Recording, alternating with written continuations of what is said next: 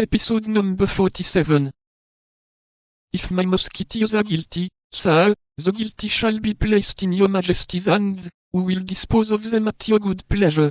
Does your majesty require anything further? Speak, I am ready to obey. No, monsieur, no, I am not called Louis just without reason. Tomorrow, then, monsieur, tomorrow. Till then, God preserve your majesty. However ill the king might sleep, the Treville slept still worse.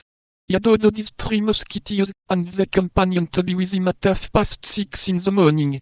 He took them with him, without encouraging them, or promising them anything, and without concealing from them that their luck, and even his own, depended upon the cast of the dice. Arrived at the foot of the back stairs, he desired them to wait.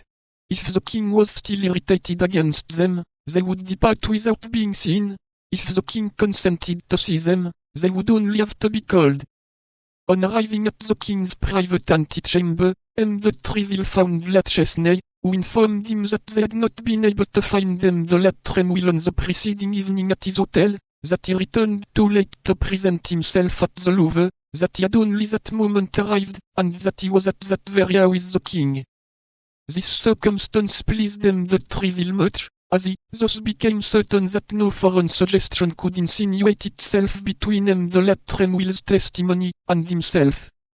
In fact, 10 minutes had scarcely passed away when the door of the king's closet opened, and de Treville saw de La Tremouille come out.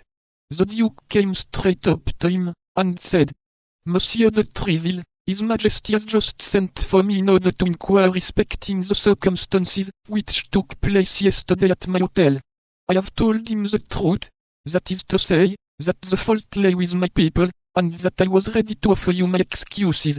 Since I have the good fortune to meet you, I beg you to receive them, and to hold me always as one of your friends." "Monsieur the Duke," said de Treville, "I was so confident of your loyalty that I required no other defender before His Majesty than yourself. I find that I have not been mistaken, and I thank you that there is still one man in France of whom may be said, without disappointment, what I have said of you." "That's well said," cried the king, who had heard all these compliments through the open door. "Only tell him, Treville, since he wishes to be considered your friend, that I also wish to be one of his, but he neglects me, that it is nearly 3 years since I have seen him, and that I never do see him unless I send for him. Tell him all this for me, for these are things which a king cannot say for himself." "Thanks, sir, thanks," said the duke. "But your majesty may be assured that it is not those. I do not speak of Monsieur de Treville, whom your majesty sees at all hours of the day that are most devoted to you." "Ah, you have heard what I said?